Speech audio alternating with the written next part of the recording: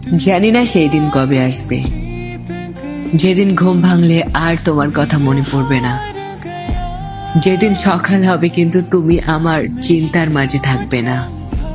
হয়তোবা সেদিন সত্যি আমি মুক্ত হয়ে যাব।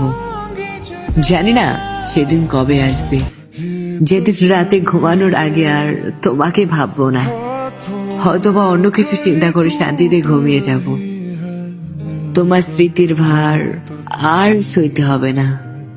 তোমার অসংখ্য স্মৃতির ভিড় থেকে কবে আলাদা পথে হাঁটবো আমি, কবে আমি সত্যি নিজেকে ফিরে পাবো, নিজের মাঠে নিজেকে নতুন করে আবিষ্কার করতে পারবো।